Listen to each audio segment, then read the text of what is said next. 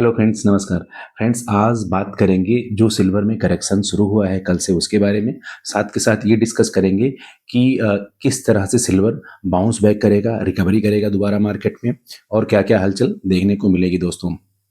अगर आप चैनल पे नए हैं तो लाइक करें, शेयर करें और सब्सक्राइब करें दोस्तों। दोस्तों, कल जब मॉर्निंग में मार्केट का सेशन शुरू हुआ उस टाइम पे सिल्वर एमसीएक्स की साइड पे 2,50,000 पार करके ट्रेड करना शुरू किया, जो ऑल टाइम हाई रिकॉर्ड है और सभी रिकॉर्ड को ध्वस्त करके ऑल टाइम हाई बनाया दोस्तों। उसके बाद में जो सिल्वर में हल्की सी करेक्शन की शुरुआत हुई और बाद में वो एक हेल्दी करेक्शन की तरफ बढ़ता हुआ दिखाई दे रहा है दोस्तों। उसके पीछे के जो फैक्टर्स है, जैसा कि मैंने कल मॉर्निंग के वीडियो में भी बताया था कि ये करेक्शन के लिए आप हमेशा रेडी रहिए और वो कलेक्शन जल्दी आने वाला है। वो करेक्शन कल से दिखाई देना शुरू कर दिया है दोस्तों। उसके पीछे का जो सबसे बड़ा फैक्टर्स है, यूएस के जो बड़े बैंकर हैं जिन्होंने सिल्वर में शॉर्ट टर्म में अपनी पोजीशन को बना रखा था, वो पोजीशन उनको काटना ही था और प्रॉफिट बुकिंग होनी थी। इस बात की तो 100% श्योरिटी थी। जिस तरह से एक दो सेशन में सिल्वर ने $70 से लेकर के $83 का सफर तय किया, ये एकदम विजिबल था कि ये कहीं ना कहीं मार्केट में करेक्शन की तरफ जा रहा है। एक दिन में $6-6 $5-5 की तेजी देखने को मिल रही थी दोस्तों, जो एक अपने आप में एक बहुत बड़ा तेजी था। तो एक बहुत बड़ी तेजी के बाद में एक हेल्दी करेक्शन मार्केट में आता है दोस्तों। सेम वही हुआ है सिल्वर के साथ। बैंक ने, यूएस के जितने सारे बड़े बैंक हैं जिन्होंने शॉर्ट टर्म की पोजीशन ले रखी थी, उन्होंने अपनी पोजीशन को खत्म करी। साथ के साथ जबरदस्त लेवल पे प्रॉफिट बुकिंग हुआ। इन दोनों कारणों से सिल्वर में जबरदस्त गिरावट देखने को मिल रहा है दोस्तों। अगर मैं रात की बात करूं तो रात में इसी रात में सिल्वर यूएस में $70 पे ट्रेड हो रहा था दोस्तों। तो ऑलमोस्ट $13 का डिफरेंस था विद इन अ डे।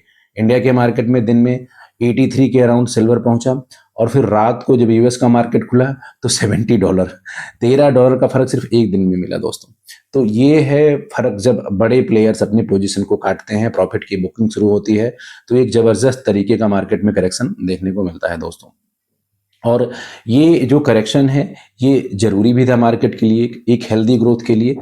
तो अब आइए जानते हैं कि किस तरह से अब सिल्वर रिकवरी करेगा और कौन कौन से ऐसे फैक्टर्स हैं जो सिल्वर को सपोर्ट करेंगे रिकवरी करने में। तो सबसे बड़ा जो सिल्वर के साथ जो सब डिसाइडिंग फैक्टर है दोस्तों, वो है चाइना।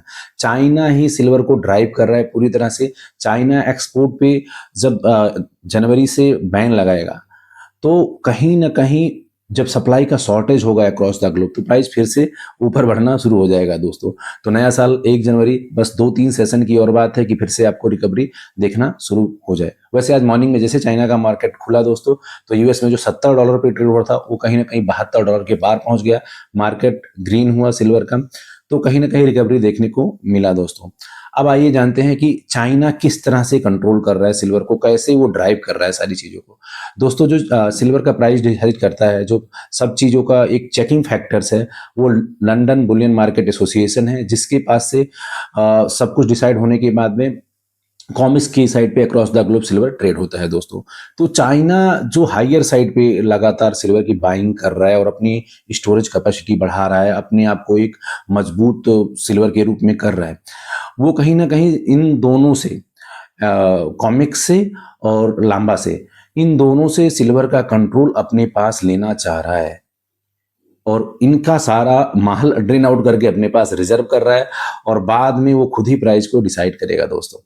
तो चाइना जैसे ही सप्लाई पे रिस्ट्रिक्शन लगाएगा, एक्सपोर्ट पे रिस्ट्रिक्शन लगाएगा, मार्केट में शॉर्टेज होगा, तो उस टाइम पे रेट में इमीडिएटली बूम देखने को मिलेगा दोस्तों। अब आइए जानते हैं कि चाइना ऐसा क्यों कर रहा है। क्योंकि चाइना ही सबसे बड़ा प्रोड्यूसर है, सबसे बड़ा जो कंज्यूमर है, जिसके पास चांदी की सबसे बड़ी खपत है, वो चाइना है। चाइना ही सभी इंडस्ट्रियल प्रोडक्ट का मैन्युफैक्चर भी कर रहा है और उसको वो एक्सपोर्ट भी करता है। तो कहीं ना कहीं वो अब दुनिया को तो ये बताएगा, ऐसे तो कह नहीं सकता कि मैं चांदी की सप्लाई बंद कर रहा हूं, तो फिर तो अक्रॉस द वर्ल्ड जितनी सारी कंट्री है सभी एक तरफ होकर के चाइना के ऊपर अटैक कर देंगे कि रेयर अर्थ मटेरियल, जिसको यूएस ने प्रीसियस मेटल बोल रखा है, उसको अगर आप इस तरह से कंट्रोल करोगे तो फिर वर्ल्ड वार हो जाएगा। लेकिन चाइना के पास बहुत सारे ऐसे रीजन है। चाइना सबसे बड़ा रीजन ये है, वो इंडस्ट्रियल प्रोड्यूसर हो कहेगा हमारा ही कंजम्पशन नहीं पूरा है, वो खुद को ही शॉर्टेज दिखा रहा है सप्लाई में कि हमारे पास 40% 50% का शॉर्टेज अभी से है सिल्वर का। तो मैं इसलिए अपने पास रिजर्व रख रहा हूं, मैं इसलिए रिस्ट्रिक्शन लगा रहा हूं कि मैं एक्सपोर्ट ही नहीं करूंगा। मुझे ऐसे आप समझिए, मेरे पास किसी चीज़ की रिक्वायरमेंट बहुत ज़्यादा है तो मैं दूसरे को क्यों दूंगा, सबसे पहले मैं अपनी रिक्वायरमेंट पूरी करूंगा।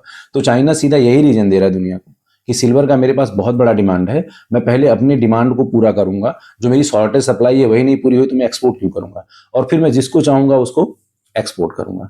तो एक रीजन है, जैसे सप्लाई शॉर्टेज होगा फिर से, ऑलरेडी सिल्वर का शॉर्टेज है, इंडस्ट्रियल डिमांड बहुत ज़्यादा है।